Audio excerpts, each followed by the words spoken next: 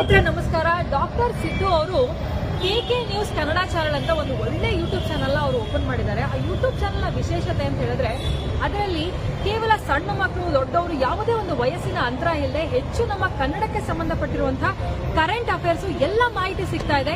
ದಯವಿಟ್ಟು ಹೆಚ್ಚಿನ ಸಂಖ್ಯೆಯಲ್ಲಿ, ಅದರಲ್ಲೂ ನನ್ನ ಯುವ ಸ್ನೇಹಿತರು ಹೆಚ್ಚಿನ ಸಂಖ್ಯೆಯಲ್ಲಿ ಯೂಟ್ಯೂಬ್ ಚಾನೆಲ್ ನ ಸಬ್ಸ್ಕ್ರೈಬ್ ಆಗಿ ಫಾಲೋ ಮಾಡಿ ಹೆಚ್ಚು ಕನ್ನಡ ಪರ ಜ್ಞಾನವನ್ನ ಬೆಳೆಸ್ಕೊಳ್ಳಿ ಅಂತ ಹೇಳೋದಕ್ಕೆ ಇಷ್ಟಪಡ್ತೀನಿ.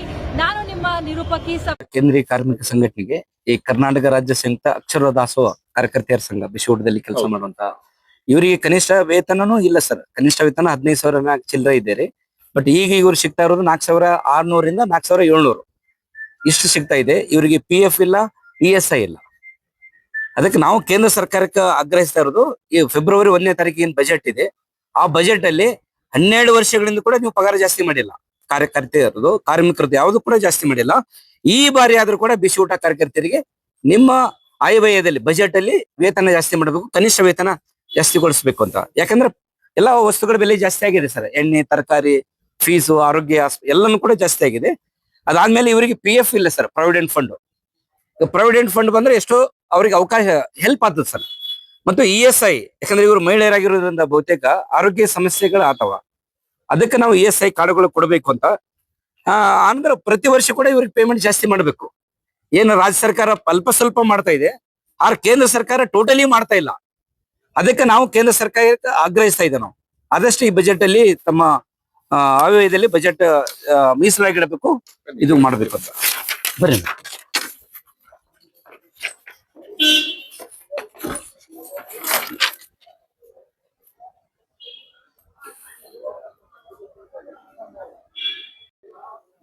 ಮೇಡಮ್, ಇವತ್ತಿನ ದಿನ ಒಂದು ಹೋರಾಟ ಮಾಡ್ಲಕ್ ಬಂದಿದ್ವಿ ಜಿಲ್ಲಾಧಿಕಾರಿ ಕಚೇರಿ. ಯಾಕಂತ ನಮ್ಮ ಬಿಶೂಟದ ಕಾರ್ಯಕರ್ತರಿಗೆ ಪೇಮೆಂಟ್ ಜಾಸ್ತಿ ಮಾಡಿಲ್ರಿ. ಅದ ಕಾರಣ ನಾಳೆ ಬಜೆಟ್ ಕೇಂದ್ರದೊಳಗ 1ನೇ ತಾರೀಕಿಗೆ ಐತಿ. ಇದ್ರೊಳಗ ಪೇಮೆಂಟ್ ಅವ್ರು ಹೆಚ್ಚು ಮಾಡ್ಬೇಕು ಕೇಂದ್ರದವ್ರು. 23 ವರ್ಷ ಆತ ನಾವು ಬಿಶೂಟ ಇದು ಚಾಲೂ ಆಗಿ ಒಂದ್ ಸಲನು ಕೇಂದ್ರ ಸರ್ಕಾರದ ಪೇಮೆಂಟ್ ಹೆಚ್ಚ ಮಾಡಂಗಿಲ್ಲ. ಒಟ್ಟ ರಾಜ್ಯ ಸರ್ಕಾರದವ್ರು ಮಾಡ್ತಾರ, ಅದು ಸ್ವಲ್ಪ ಹುಡುಗಾಸು 100, 200 ಭಿಕ್ಷೆ ಹಾಕ್ದಂಗ ಹಾಕ್ತಾರ. ಇದ್ರೊಳಗ 4,700 ಏನ್ ಸಾಲ್ತತಿ? ಮನೆ ಬಾಡಿಗೆ ಎಲ್ಲಿ ಸಾಲ್ಬೇಕು? ನಮ್ ಮಕ್ಕಳ ವ್ಯವಸ್ಥೆ ಏನಾಗ್ಬೇಕು? ನಮ್ಮದ ಪರಿಸ್ಥಿತಿ ಏನಾಗ್ಬೇಕು? ಇಷ್ಟೇ ಪಗಾರದೊಳಗ ನಾವ್ ಬಿಸಿೂಟದವ್ರು ಹೆಂಗ್ ಮಾಡ್ಬೇಕು? ಅದ್ರಾಗ 8 ತಾಸು ಕೆಲಸ ಮಾಡಿಸ್ಕೊಳತ್ರಿ. ಈಗ 4 ತಾಸು, 5 ತಾಸು, 6 ತಾಸು, ಲಾಸ್ಟ್ 8 ತಾಸು ಆಗುದಿಲ್ಲ ಮಾಡೋದು. ಅದು ಸರ್ಕಾರ ಅದೇ 4,700 ಅಂದ್ರೆ ನಾವ್ ಹೆಂಗ ಜೀವನ ಮಾಡ್ಬೇಕಿದು? ದಿನನಿತ್ಯ ವಸ್ತುಗಳು ಎಲ್ಲ ಎಷ್ಟು ತುಟ್ಟಿಗ್ಯಾವು. ಎಣ್ಣಿ ರೇಟ್ 200 ರೂಪಾಯಿ ಐತಿ. ಬೆಲ್ಲ, ಸಕ್ರಿ ಎಲ್ಲಾ 50 ರೂಪಾಯಿ ಆಗ್ಯದ. ಎಲ್ಲಾ ರೇಟು ದಿನ ಜಾಸ್ತಿ ಆಗತೈತಿ. ನಮ್ಗ ಅದೇ 4,000 ಪಗಾರನ ಅಷ್ಟೇ ಕೂತದ. ಮತ್ ಇನ್ನೊಂದ್ ಶಾಲೆಯೊಳಗ ಮಕ್ಕಳಿಗೆ ಸರಿಯಾಗಿ ಪೌಷ್ಟಿಕ ಆಹಾರ ಇಲ್ಲ. ನಾವು ನಮ್ಮಲ್ಲಿ ಶೌಚಾಲಯಗಳಿಲ್ಲ ಶಾಲೆಯೊಳಗ. ಮತ್ತ ಜಾಸ್ತಿ ರೇಷನ್ ಎಲ್ಲ ಹೊಲಸ್ ಬರಾಕತ್ತಾವ. ಈ ಸಲ ಅಂತೂ ರೇಷನ್ ಕೆಟ್ಟ ರೇಷನ್ ಸರಿಯಾದ ರೇಷನ್ ಬರಂಗಿಲ್ಲ. ಸರಿಯಾದ ವ್ಯವಸ್ಥೆ ಇಲ್ಲ ಶಾಲೆಯೊಳಗ. ಈಗ ಜಂಟಿ ಇವ್ರು ಶಾಲೆ ಒಳಗ ಅಧ್ಯಕ್ಷರು ಮಾಡ್ಯಾರ ಜಂಟಿ ಅವ್ರು ಸರಿಯಾಗಿ ನಮ್ಗ ಶೆಡ್ಯೂಲ್ ಸಹಿ ಮಾಡಕ್ ಸರಿಯಾಗಿ ಬರೋದಿಲ್ಲ. ನಾವ್ ಹೇಳ್ದಾಗ ಅವ್ರು ಬರಂಗಿಲ್ಲ. ಅವ್ರ ಇದ್ದಾಗ ಶಾಲಿ ಸುಟಿ ಇರ್ತಾವು. ಮತ್ ಅವ್ರಿಗೆ ನಮಗ ಅಡ್ಜಸ್ಟ್ ಆಗೋಲ್ತು. ಅವ್ರಿಗೆ ಜಂಟಿ ಖಾತೆ ತೆಗೆದ್ ಬಿಡ್ಬೇಕು ಅದನ್ನ. ಇನ್ನೊಂದು ಶಾಲೆ ಒಳಗಂದ್ರ ಊಟದ ವ್ಯವಸ್ಥೆ ಸ್ವಲ್ಪ ಚೇಂಜ್ ಆಗ್ಬೇಕು. ಯಾಕಂದ್ರ ಮಕ್ಕಳಿಗೆ ಪೌಷ್ಟಿಕತನ ಇಲ್ಲ. ಅದ್ರೊಳಗ ಅದೇ ಅನ್ನ ಸಾರು ಆಗ್ಬಿಟ್ಟದ. ಇನ್ನೊಂದೇನಪ್ಪ, ಮೊನ್ನೆ ಹೋದ ತಿಂಗಳಲ್ಲಿ ಒಬ್ಬ ಏನಾಯ್ತಪ್ಪ ಅಂದ್ರೆ ಬಿಸಿ ಊಟದ ಕಾರ್ಯಕರ್ತರು ಒಬ್ಬರಿಗೆ ಸಸ್ಪೆಂಡ್ ಮಾಡ್ತಾರೆ. ಯಾಕ ಸರಿಯಾಗಿ ಅಡಿಗೆ ಮಾಡಿ ಹಾಕಿಲ್ಲ. ಈ ಸತ್ ಅವ್ರು ಕೊಟ್ಟಂತದೇ ನೀವು ಮಾಡಿ ಹಾಕಿರೋ ಅಥವಾ ನೀವು ಮನಿದಿಂದ ಮಾಡ್ಕೊಟ್ರು? ಸರ, ಅವ್ರು ಕೊಟ್ಟಿದ್ರೊಳಗ ನಾವ್ ಸ್ವಚ್ಛತೆ ಮಾಡಿ ಹಾಕ್ತಿವ್ರಿ ಸರ. ಅದು ಸ್ವಚ್ಛತೆ ಮಾಡೋದಂದ್ರೆ ಎಷ್ಟು ಹೊಲಸ್ ಇರ್ತಾವ್ರ ನೋಡ್ಬೇಕು. ಬ್ಯಾಳಿ ಒಳಗ ನುಸಿ ಎಷ್ಟು, ಹುಳ ಎಷ್ಟು, ಅದೆಲ್ಲಾ ಸ್ವಚ್ಛ ಮಾಡಿ ನಾವ್ ಡೈಲಿ ಮಾಡ್ತೀವಿ ಮಕ್ಕಳಿಗೆ. ಯಾಕಂದ್ರ ಅಲ್ಲಿ ಇರುವಂತ ಮಕ್ಕಳು ನಮ್ಮದಾವ್. ನಮಗ ಕೆಟ್ಟ ಹೆಸರು ಬರ್ಬಾರ್ದ, ನಮ್ ಶಾಲೆ ಹೆಸರು ಕೆಡಬಾರ್ದ. ಅದಕ್ಕೆ ನಾವು ಮಕ್ಕಳಿಗೋಸ್ಕರ ನಾವು ಸ್ವಚ್ಛತೆ ಮಾಡಿ ಅಡಿಗೆ ಮಾಡ್ತೀವ್ರಿ. ಬಿಸಿ ಊಟದ ಒಂದು ಸಿಬ್ಬಂದಿ ಅಮಾನತು ಮಾಡ್ತಾರೆ, ಇದು ಎಷ್ಟು ಸರಿ ಅಂತೀವಿ ಸರ್? ಅದ್ ಅಮಾನತ್ ಅಂದ್ರ ನಾವು ಅಲ್ಲಿ ಇದು ತಪ್ಪಾಗಿದಂದ್ರ ಅದ್ ಅಮಾನತ್ ಮಾಡ್ಬೇಕು ಸರ್. ಸರ್ಕಾರದ ಸರ್, ಸರ್ಕಾರದವ್ರಿ ಅವ್ರು ಕೊಟ್ಟಿದ್ದ ನಾವ್ ಮಾಡ್ತೀವಲ್ರಿ. ನಾವ್ ಮನೆಯಿಂದ ಏನು ತರಲ್ರಿ.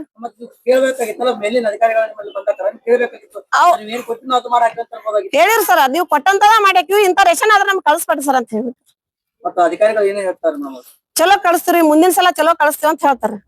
ಇನ್ನೊಂದ್ ಏನ್ ಹೇಳ್ತಾರೆ ಈ ಸದ ನಿಮ್ಮ ಶಾಲೆಯಲ್ಲಿ ಒಂದ್ ಅನಾಜ್ ಕಡಿಮೆ ಖಾಲಿ ಆದಕ್ರ ಬೇರೆ ಶಾಲೆಯಿಂದ ಹಿಡ್ಕೊಂಡ್ ಮಾಡ್ಬೇಕಂತಾರ. ಬೇರೆ ಶಾಲೆದವ್ರು ಕೊಟ್ಟಿದ್ರೆ ನೀವೇನ್ ಮಾಡ್ತೀರ? ಸರ್, ಏನು ಮಾಡಕ್ಕಾಗಲ್ರಿ. ಬೇರೆ ಶಾಲೆಯವ್ರು ಯಾಕೆ ಕೊಡ್ತಾರ? ಕೊಡುದಿಲ್ರಿ ಅವ್ರು ಶಿಕ್ಷಕರು ಇರ್ತಾರಲ್ರಿ ಅವ್ರು ತಂದ್ ಕೊಡ್ತಾರ ನಾವ್ ಮಾಡ್ತೀವ್ರಿ. ಮತ್ತೆ ಹಾಗಾದ್ರೆ ಸರ್ ನಿಮ್ ಪೇಮೆಂಟ್ ಎಷ್ಟು ಸಿಗತ್ತ ನಮ್ಮ ಪಗಾರ? ಬರೇ 4,700 ಕೇವಲ 4,700 600 700 ಅಷ್ಟ. ಈ ಬಿಸಿ ಊಟ ಸ್ಕೀಮ್ ಬಂದು ಎಷ್ಟು ವರ್ಷ ಆಯ್ತು? 22 ವರ್ಷ ಆತ್ ನೋಡ್ರಿ ಸರ್. ವೇತನ ಎಷ್ಟಿತ್ತು ಮೇಡಮ್? ಹಾ ರೀ ಈ ಪೇಮೆಂಟ್ ಆದ್ರೆ ತಿಂಗಳ ಸರಿಯಾಗಿ ಬರ್ತದ ನಿಮ್ಗೆ? 2 ತಿಂಗಳ 3 ತಿಂಗಳ್ರಿ ಸರ್. ಇನ್ನೊಂದೇನ್ರಿ 6 ತಿಂಗಳ ಒಬ್ಬರಿಗೆ ಹಾಕ ಇಲ್ರಿ ಸರ್. ಇಲ್ಲೇ ಜಡ್ಪಿ ಆಫೀಸರ್ ಅದೇ ಮೇಡಮ್ ಜಡ್ಪಿ ಆಫೀಸರ್ ಹೇಳ್ತಾರ್ರಿ 6 ತಿಂಗಳವರೆಗೂ ಇನ್ನೂ ಪೇಮೆಂಟ್ ಮಾಡಿಲ್ರಿ ಮೇಡಮ್. ಕೇಳಿದ್ರೆ ಏನ್ ಹೇಳ್ತಾರ 3 ತಿಂಗಳು ಕೊಡ್ತೇನವ ಇನ್ನು 3 ತಿಂಗಳು ಕೊಡೋದಿಲ್ಲ ಅಂತ ಹೇಳ್ತಾರ ಆಫೀಸರ್ ಹೆಸರು ಏನ್ ಹೇಳ್ಬೋದಾ? ಸರ್. ನೆನಪಿಲ್ರಿ. ಮತ್ತೆ ನಿಮ್ ಸಮಸ್ಯೆ ಏನದ? ಸಮಸ್ಯೆ ಅಂದ್ರೆ ಏನ್ರಿಲ್ರಿ ಶಿಕ್ಷಕರು ಅವ್ರಿಗೆ ಸಹಿ ಮಾಡೋದಾಗಲ್ಲ ಸಾದಿಲ್ವಾರ ಸರಿಯಾಗಿ. ಮತ್ತ ಕೈಪಲ್ಯ ಅದೆಲ್ಲಾ ಚಲೋದು ತಂದಿರ್ತಾರ ಕರೆ ರೇಷನ ಸರಿ ಇರುದಿಲ್ಲ ಒಟ್ಟ. ನಿಮ್ಮ ಹೆಸರು ಮೇಡಮ್? ಗಂಗೂಬಾಯಿ ಉಳ್ಳಾಗಡ್ಡಿ ರೀ. ಯಾವ ಊರು ನಿಮ್ದು? ಮಸೂತ್ರಿ. ಯಾವ ಶಾಲೆಯಲ್ಲಿ ನೀವು ಕೆಲಸ ಮಾಡ್ತೀರಿ? ಶ್ರೀ ಗುರು ಸಂಗಣ ಬಸವೇಶ್ವರ ಶಾಲೆ ರೀ. ಅದು ಅನುದಾನ ರಹಿತ? ಅನುದಾನ ರೀ. ಅನುದಾನ ರೀ. ಇವತ್ತು AIUTUC ಕೇಂದ್ರೀಯ ಕಾರ್ಮಿಕ ಸಂಘಟನೆಗೆ ಸಂಯೋಜನೆಗೊಂಡಿರ್ತಕ್ಕಂಥ ಕರ್ನಾಟಕ ರಾಜ್ಯ ಸಂಯುಕ್ತ ಅಕ್ಷರ ದಾಸೋಹ ಕಾರ್ಯಕರ್ತೆಯರಿಂದ ಇವತ್ತು ನಾವು ಪ್ರತಿಭಟನೆಗಳು ಮಾಡ್ತಾ ಇದ್ದೇವೆ. ಯಾಕಂದ್ರ ಫೆಬ್ರವರಿ 1ನೇ ತಾರೀಕು ಕೇಂದ್ರ ಬಜೆಟ್ ಇದೆ. ಕೇಂದ್ರದಲ್ಲಿ ಬಂದಿರತಕ್ಕಂತ NDA ಗೌರ್ಮೆಂಟ್ ಕಳೆದ 12 ವರ್ಷಗಳಿಂದ ಬಿಸಿ ಊಟ ಕಾರ್ಯಕರ್ತೆಯರಿಗೆ ನಯ ಪೈಸಾನು ಜಾಸ್ತಿ ಮಾಡಿಲ್ಲ. ಅವ್ರು ಹೇಳ್ತಾ ಇದಾರ ನಮ್ಮ ಕೇಂದ್ರ ಸರ್ಕಾರ ವಿಕಸಿತ ಭಾರತ, ಅಭಿವೃದ್ಧಿ ಭಾರತ, ಆ ನಂತರ 5ನೇ ಸ್ಥಾನದಲ್ಲಿ ಅದೇವು. ಈ ತರ ಬೇರೆ ಬೇರೆ ಹೇಳಿಕೆಗಳನ್ನ ನಮ್ಮ ಕೇಂದ್ರ ಸರ್ಕಾರ ಕೊಡ್ತಾ ಇದೆ. ಅದೇ ದೇಶದಲ್ಲಿ ಕೇವಲ 4,006ರಿಂದ 4,700 ರೂಪಾಯಿದಲ್ಲಿ ಕೆಲಸ ಮಾಡುವಂತ ಪ್ರೈಮರಿ ಸ್ಕೂಲಲ್ಲಿ ಬಿಸಿ ಊಟ ಕೆಲಸ ಮಾಡುವಂತ ಕಾರ್ಯಕರ್ತೆಯರು, ಇಲ್ಲಿ ಕೆಲಸ ಮಾಡುವಂತ ಕಾರ್ಯಕರ್ತೆಯರು ಎಂತ ಕುಟುಂಬ ಇದು? ಬಹುತೇಕ ಜನ ವಿಧವೆಯರು, ಒಬ್ಬಂಟಿಗ ಮಹಿಳೆಯರು. ಇಡೀ ಕುಟುಂಬದ ಭಾರವನ್ನ ಈ ಮಹಿಳೆಯರ ಮೇಲಿದೆ. ಈ ಮಹಿಳೆಯರು ಬೆಳಿಗ್ಗೆ 8 ಗಂಟೆಗೆ ಹೋದ್ಮೇಲೆ 1 ತಾಸು 2 ತಾಸು ಅಂತ ಹೇಳ್ತಾ ಇದಾರೆ. ಅವರು 4:30 5 ಗಂಟೆ ಆದ್ರೂ ಕೂಡ ಇವ್ರು ಆ ಕೆಲಸದಲ್ಲಿ ಇರ್ತಾರ. ಪ್ರತಿಯೊಂದು ಆಹಾರ ಪದಾರ್ಥಗಳು ಸ್ವಚ್ಛ ಮಾಡ್ಬೇಕು, ಪಾತ್ರೆಗಳು ತೊಳಿಬೇಕು, ಕಸ ಹುಡುಗಬೇಕು, ಪ್ರತಿಯೊಂದು ಮಾಡ್ಬೇಕು. ಆದ್ರೂ ಕೂಡ ಈ ಕಾರ್ಯಕರ್ತೆಯರಿಗೆ ಕನಿಷ್ಠ ವೇತನ ಕೊಡ್ತಾ ಇಲ್ಲ. ಅಂದ್ರೆ ಏನ್ ಅಭಿವೃದ್ಧಿ ಆಗ್ತಾ ಇದೆ ನಮ್ಮ ದೇಶ? ಯಾರ ಅಭಿವೃದ್ಧಿ ಆಗ್ತಾ ಇದೆ ನಮ್ಮ ದೇಶ? ಕಳೆದ 12 ವರ್ಷಗಳಿಂದ ನಮ್ಮ ದೇಶದ ಪ್ರಧಾನಮಂತ್ರಿಗಳು, ಬಿಜೆಪಿ ಸರ್ಕಾರ ಈ ಬಡ ಬಿಸಿ ಊಟ ಕಾರ್ಯಕರ್ತೆಯರಿಗೆ 5 ಪೈಸೆನೂ ಜಾಸ್ತಿ ಮಾಡಿಲ್ಲ. ಅಂದ್ರೆ ಏನ್ ಅಭಿವೃದ್ಧಿ ಸ್ವಾಮಿ? ಯಾರ ಅಭಿವೃದ್ಧಿ ಮಾಡ್ತಾ ಇದ್ದೀರಿ ನೀವು? ತಳಮಟ್ಟದಲ್ಲಿ ಕೆಲಸ ಮಾಡುವಂತವ್ರು, ಮಕ್ಕಳನ್ನ ಪಾಲನೆ ಪೋಷಣೆ ಮಾಡೋರು, ಬಡ ಮಕ್ಕಳನ್ನ ಕುಟುಂಬದ ಜವಾಬ್ದಾರಿನ ಹೊತ್ಕೊಂಡವ್ರು ಇವರು. ಆದ್ರೆ ಇವರಿಗೆ ಕನಿಷ್ಠ ವೇತನ ಕೊಡ್ತಾ ಇಲ್ಲ. ಕನಿಷ್ಠ ವೇತನ ಎಷ್ಟಿದೆ ಸ್ವಾಮಿ? 15,500 ಮ್ಯಾಕ್ ಚಿಲ್ಲರೆ ಇದೆ. ಆ ವೇತನವನ್ನು ಕೊಡ್ಬೇಕು ಇವರಿಗೆ. ಆದ್ರೆ ಸರ್ಕಾರ ನಿಗದಿ ಮಾಡಿರ್ತಕ್ಕಂತ ಶಾಸನಬದ್ಧ ಸೌಕರ್ಯಗಳು, PF ಪ್ರಾವಿಡೆಂಟ್ ಫಂಡ್ ಭವಿಷ್ಯ ನಿಧಿ ಕೊಡ್ತಾ ಇಲ್ಲ ಇವರಿಗೆ, ESI ಕೊಡ್ತಾ ಇಲ್ಲ, ಆರೋಗ್ಯ ಫೆಸಿಲಿಟಿ. ಆದ್ರೆ ಯಾವುದೋ ಮೂಲಭೂತ ಸೌಕರ್ಯಗಳನ್ನು ನೀಡದೇನೆ ಈ ಕಾರ್ಯಕರ್ತೆಯರನ್ನ, ಬಡ ಕಾರ್ಯಕರ್ತೆಯರನ್ನ ಸೇವೆಗೆ ತಗೊಳ್ತಾ ಇದ್ದಾರ. ಆಗ ನಾವು ಸರ್ಕಾರಕ್ಕೆ ಪ್ರಶ್ನೆ ಮಾಡ್ತಾ ಇದ್ದೇವೆ, ಸ್ವಾಮಿ ನಮ್ಮ ದೇಶದಲ್ಲಿ ಏನು ಕೊರತೆ ಇದೆ? ಬಡ ಮಕ್ಕಳನ್ನ, ಬಡ ಶಾಲೆ ಮಕ್ಕಳನ್ನ, ಶಾಲೆಯಿಂದ ದೂರ ಉಳಿದಿರ್ತಕ್ಕಂಥ ಮಕ್ಕಳನ್ನ ಶಾಲೆಗೆ ತರಬೇಕಂತ ಉದ್ದೇಶದಿಂದ ನೀವು ಬಿಸಿ ಊಟ ತಗೊಂಡ್ಬಂದಿದ್ದೀರಿ. ಆ ಶಾಲೆಗೆ ಬಂದಿರುವಂತ ಮಕ್ಕಳನ್ನ ಪಾಲನೆ ಪೋಷಣೆ ಚೆನ್ನಾಗಿ ಮಾಡುವಂತ ಕಾರ್ಯಕರ್ತೆಯರಿಗೆ ನೀವು ಕನಿಷ್ಠ ವೇತನ ಕೊಡಕ್ ಆಗಲ್ಲ ಅಂದ್ರೆ ಏನು ನಿಮ್ಮ ಕೆಲಸ ಏನು? ಆದ್ರೆ ಇದೇ ಸರ್ಕಾರ, ಇದೇ ನಮ್ಮ ಮಂತ್ರಿ ಮಹೋದಯರು, ಕೇಂದ್ರ ಸರ್ಕಾರದ ಮಂತ್ರಿಗಳು, MP ಗಳು ಕಳೆದ 5-6 ಬಾರಿ ತಮ್ಮ ಪೇಮೆಂಟ್ ಜಾಸ್ತಿ ಮಾಡ್ಕೊಂಡಿದಾರ. ನಿಮ್ಮ ಪೇಮೆಂಟ್ ಜಾಸ್ತಿ ಮಾಡ್ಕೊತಾ ಇದ್ದೀರಿ. 100 ಕೋಟಿ ಹೊಡೆಯರು, 1000 ಕೋಟಿ ಹೊಡೆಯರು ನೀವೆಲ್ಲ. ಆದ್ರೆ ಯಾವುದು ಪಾರ್ಲಿಮೆಂಟ್ ಅಲ್ಲಿ ಚರ್ಚೆ ಮಾಡಲಾರ್ದ್ರೆ, ಏನು ಚರ್ಚೆ ಆಗಲಾರ್ದ್ರೆ ನಿಮ್ ಪಗಾರ ಜಾಸ್ತಿ ಮಾಡ್ಕೊತಾ ಇದ್ದೀರಿ. ನಿಮ್ಮ ಫೋನ್ ಬಿಲ್ ಜಾಸ್ತಿ ಮಾಡ್ತಾ ಇದೀರಿ, ಮನೆ ಬಾಡಿಗೆ ಜಾಸ್ತಿ ಮಾಡ್ಕೊತಾ ಇದೀರಿ, ನಿಮ್ಮ ಪೆಟ್ರೋಲ್ ಡೀಸೆಲ್ ಬೆಲೆ ಜಾಸ್ತಿ ಮಾಡ್ಕೊತಾ ಇದೀರಿ, ನಿಮ್ ಕಾರಿಗೆ ನಿಮ್ಮ TIDA ಜಾಸ್ತಿ ಮಾಡ್ಕೊತಾ ಇದೀರಿ. ಆದ್ರೆ ಈ ದೇಶದಲ್ಲಿ ಬಹಳ ಕನಿಷ್ಠ ಪಗಾರದಲ್ಲಿ ಕೆಲಸ ಮಾಡುವಂತ ಬಿಸಿ ಊಟ ಕಾರ್ಯಕರ್ತರಿಗೆ ನಿಮ್ಮ ಕಣ್ಣಿ ಕಾಣಲ್ವಾ? ಏನ್ ಅಭಿವೃದ್ಧಿ ನಿಮ್ದು? ಅಂತಾರಾಷ್ಟ್ರೀಯ ಮಟ್ಟದಲ್ಲಿ ಏನ್ ಅಭಿವೃದ್ಧಿ ಆಗಿದೆ ನಿಮ್ದು? ಸ್ನೇಹಿತರೆ, ನಾವು ಇಡೀ AIUTUC ಇಡೀ ರಾಜ್ಯದಲ್ಲಿ ಎಲ್ಲಾ ಕಡೆ ಜಿಲ್ಲಾಧಿಕಾರಿಗಳ ಕಚೇರಿ ಮುಂದುಗಡೆ ನಾವು ಸಾಂಕೇತಿಕ ಪ್ರತಿಭಟನೆ ಮಾಡಿ ಮನವಿ ಪತ್ರ ಸಲ್ಲಿಸ್ತಾ ಇದ್ದೇವೆ ನಾವು ಮಾನ್ಯ ಪ್ರಧಾನಮಂತ್ರಿಗಳಿಗೆ. ಕಳೆದ 12 ವರ್ಷಗಳಿಂದ ನೀವು 5% ಜಾಸ್ತಿ ಮಾಡಿಲ್ಲ. ನಿಮ್ಮ ಪಗಾರ ಜಾಸ್ತಿ ಮಾಡ್ಕೊಂಡ್ರಿ, MLA MP ಮಿನಿಸ್ಟರ್ದು. ಈ ಬಾರಿ ಆದ್ರೂ ಕೂಡ ಈ ಬಿಸಿ ಊಟ ಕಾರ್ಯಕರ್ತರಿಗೆ ಕನಿಷ್ಠ ವೇತನ 15,000ಕ್ಕಿಂತ ಮೇಲೆ ಜಾಸ್ತಿ ಮಾಡಬೇಕು.